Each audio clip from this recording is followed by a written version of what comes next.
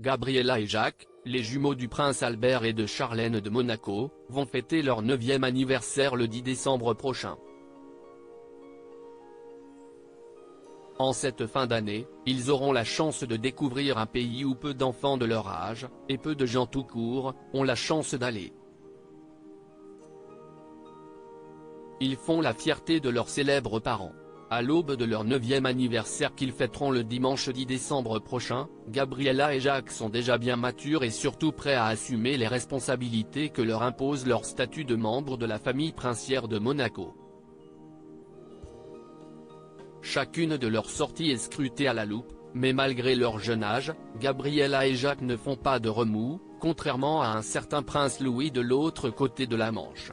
À plusieurs reprises, dans des interviews, Charlène et Albert de Monaco n'ont eu de cesse de clamer toute la fierté qu'ils ressentent à l'égard de leurs jumeaux, sages comme des images malgré des caractères bien trempés, surtout pour la petite fille.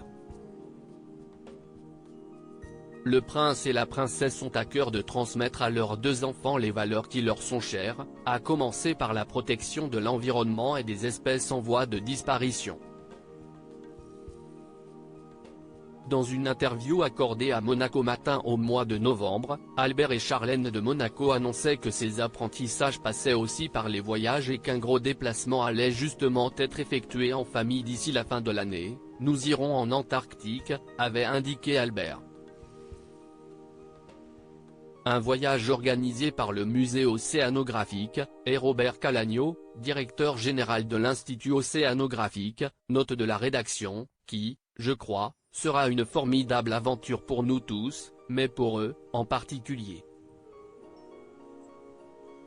Jacques et Gabriella, déjà formés pour leur avenir incarnant, le futur de la principauté, Jacques et Gabriella ne croulent pas encore sous les responsabilités.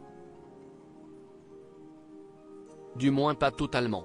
En attendant que ce jour arrive, Albert de Monaco et Charlène mettent tout en œuvre pour les guider dans les priorités qu'ils devront avoir à l'avenir. Nous avons eu l'opportunité de les emmener plusieurs fois en Afrique du Sud, ils ont énormément apprécié ces voyages. Nous les avons emmenés aussi dans différents pays dans le monde. C'est un privilège de pouvoir le faire, de leur montrer une diversité de cultures, de religions, de différences, expliquait Charlène.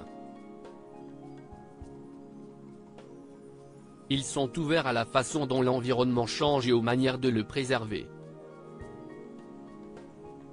Un trait de caractère qu'ils ont hérité de leurs parents, ça ne fait aucun doute.